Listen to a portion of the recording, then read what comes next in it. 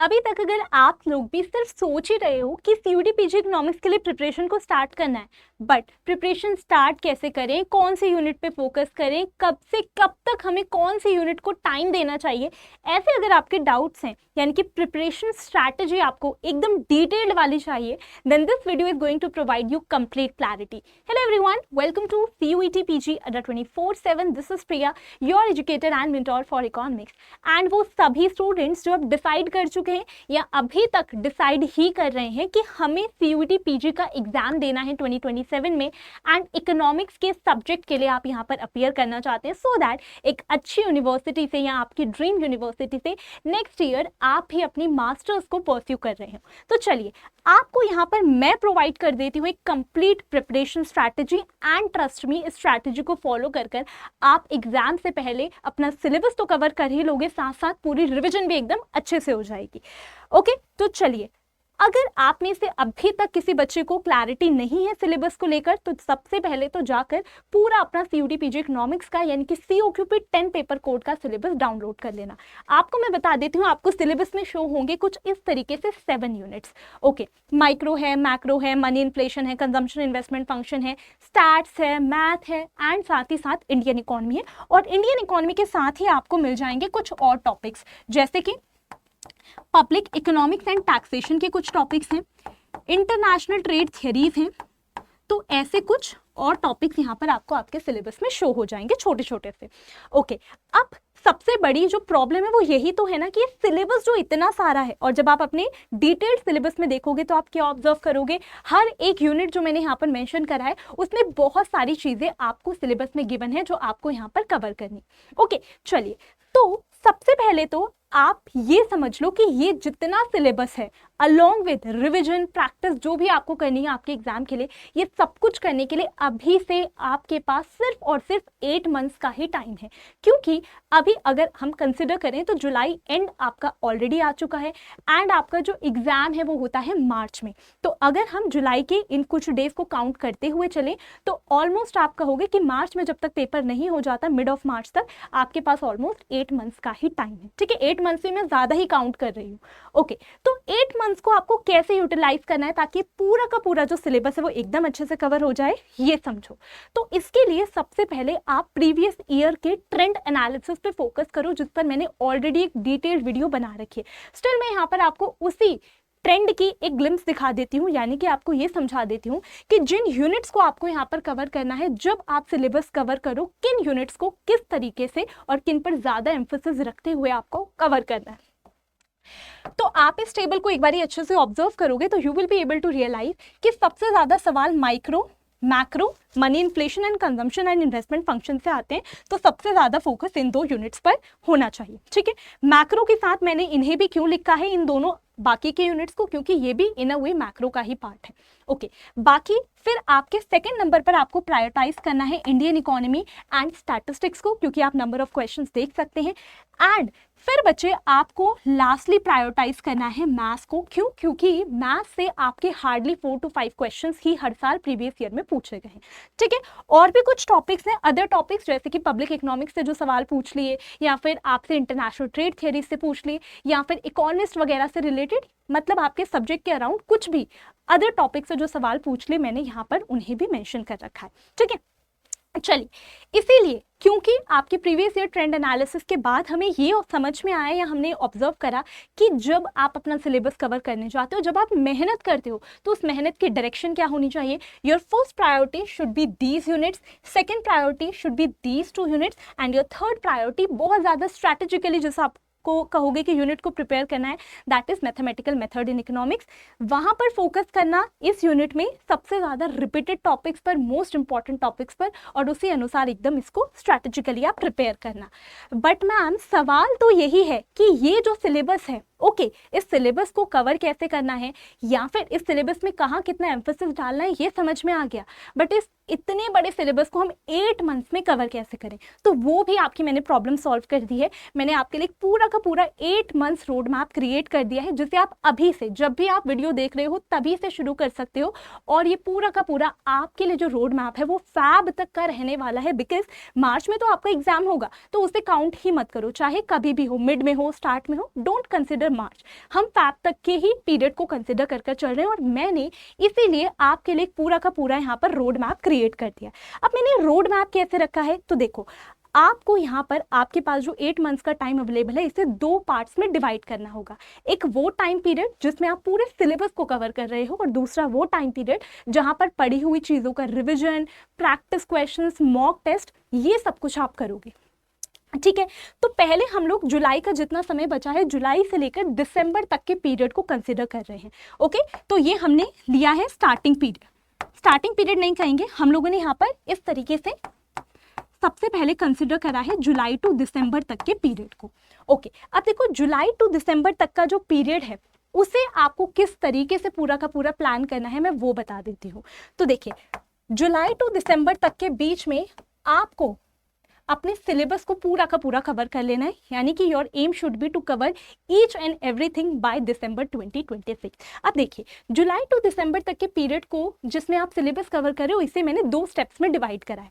आपका स्टेप 1 क्या होना चाहिए इस टाइम पीरियड के दौरान, कि सबसे पहले तो आपको जब आप शुरू कर रहे हो, क्योंकि स्टार्टिंग में काफ़ी सारे बच्चे सीधा सिलेबस पे जंप कर जाते हैं और बेसिक बातें उन्हें पता नहीं होती, तो योर स्टेप 1 शुड बी अभी से कि आपको एग्जाम के बारे में, एग्जाम पैटर्न के बारे में, अपने सिलेबस के बारे में, प्रीवियस ईयर क्वेश्चंस के एनालिसिस एंड आपका टारगेट स्कोर क्या होना चाहिए, ये सारी की सारी जानकारी आपको होनी चाहिए। ठीक है, नहीं है तो चैनल पर ही सर्च कर लेना, इसी चैनल पर मैंने आपके लिए एक वीडियो बना रखी है जिसमें मैंने सारी जानकारी दी है about CUT PG economics. Okay, चलिए, तो स्टेप 1 में कुछ नहीं करना, आपको सारी की सारी जो क्लैरिटी होनी चाहिए सब्जेक्ट या एग्जाम के अराउंड वो ले लेनी है।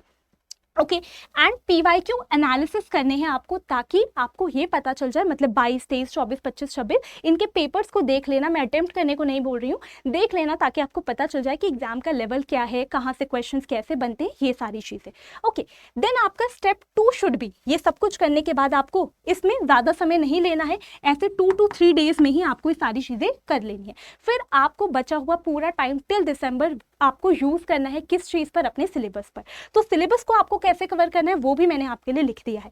आपको अपने सिलेबस में जो भी यूनिट्स हैं उन हर एक यूनिट के लिए कौन से रिसोर्सेज को, कौन से बुक को, कौन से ऑथर को या कौन सी सीरीज को फॉलो करना है, ये आपको सबसे पहले एक लिस्ट बना लेनी है। अगर आप खुद से सेल्फ प्रिपेयर कर रहे हो तो मैंने आपके लिए एक लिस्ट ऑलरेडी क्रिएट कर रखी है, बुक लिस्ट, जिसके नाम से आपको यहाँ पर वीडियो मिल जाएगी इसी चैनल पर। ठीक है, तो बुक लिस्ट सर्च कर लेना, उसमें मैंने आपको 2027 के हिसाब से सारी की सारी चीज़ें बता रखी। और साथ ही साथ जब आप टॉपिक्स को कवर करो, यूनिट्स को कवर करो, तो अपने PYQs को क्योंकि आप एनालाइज कर चुके हो तो उसी हिसाब से हर एक टॉपिक की डिटेल में आपको जाना है। ठीक है, सिलेबस को आपको कवर करना है और साथ साथ जो भी पढ़ते जा रहे हो उसके नोट्स बनाते रहना। उससे क्या फ़ायदा होगा कि बाद में जब आप रिवीजन करने बैठोगे तो आपको वापस से हर एक चीज़ को खोल खोल कर नहीं चेक करना पड़ेगा, नोट्स विल बी इनफ, उससे आपका जल्दी वाला जो रिवीजन होता है वो एकदम हो जाएगा। ठीक है, एंड जब आप टॉपिक्स को कवर करो, यूनिट्स को कवर करो, तो ज़रा ज़्यादा फोकस मोस्ट रिपीटेड टॉपिक्स या मोस्ट रिपीटेड यूनिट्स पर, not units, most repeated topics या जो मोस्ट आस्क्ड क्वेश्चंस हैं उन पर आपको ज़रा रखना है। ठीक है, ये तो बात हो गई कि स्टेप 1 और स्टेप 2 में हमने सारी चीज़ों को डिवाइड करा। This is the road map which you can follow starting from July till दिसंबर 2026।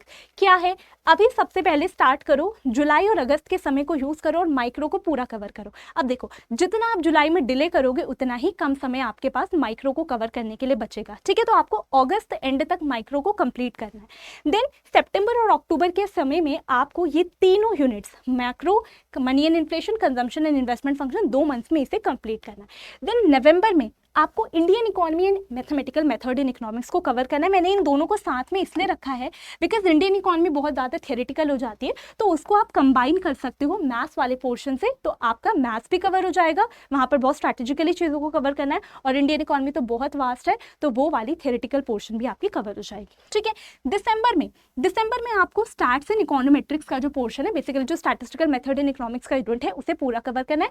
ज़्यादा समय नहीं लगेगा, अच्छे से पढ़ोगे तो 15 to 20 डेज में सारी चीज़ें अच्छे से कवर हो जाएंगी।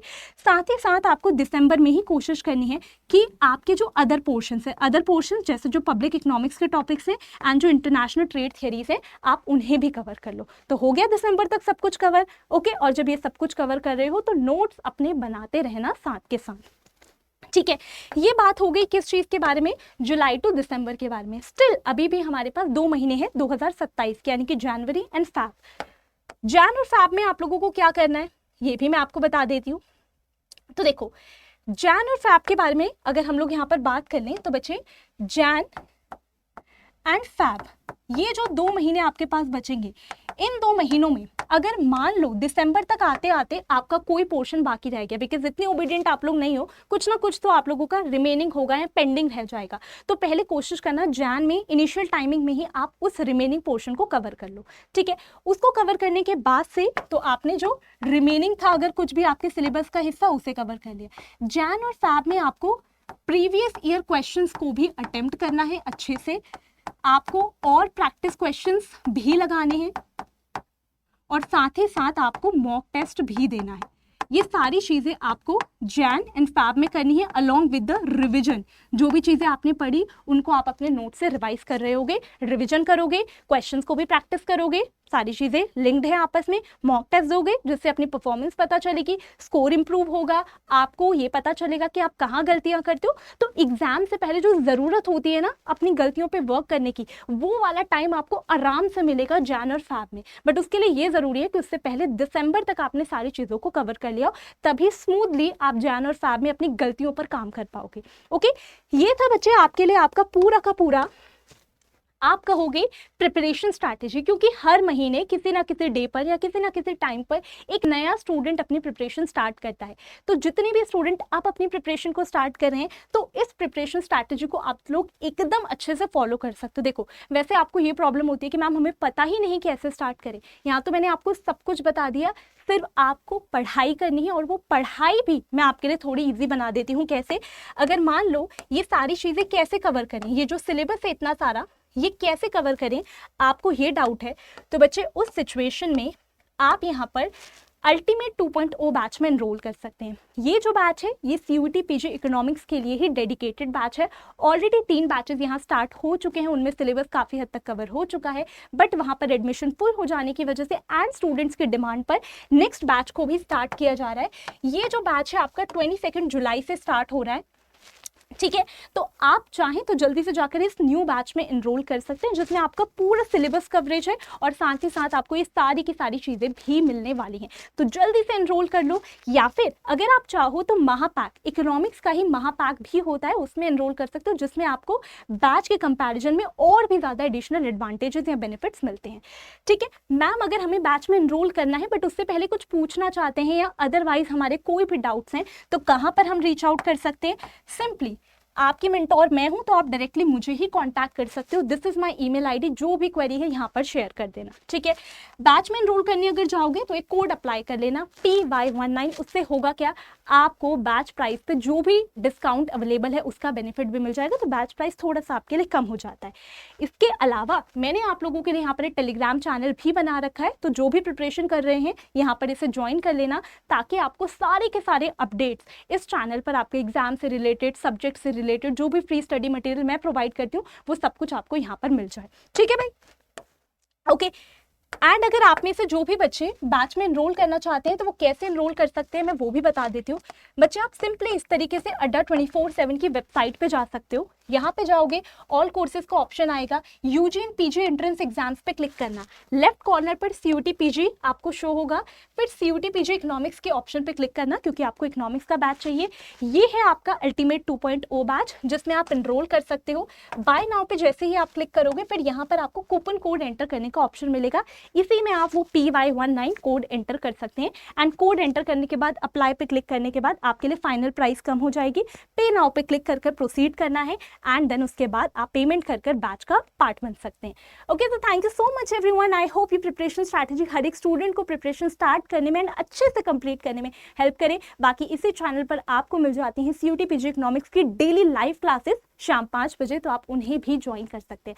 Thank you so much, bye bye. Preparation strategy follow कर लो और अच्छे से अपनी प्रिपरेशन को भी इंश्योर कर लो।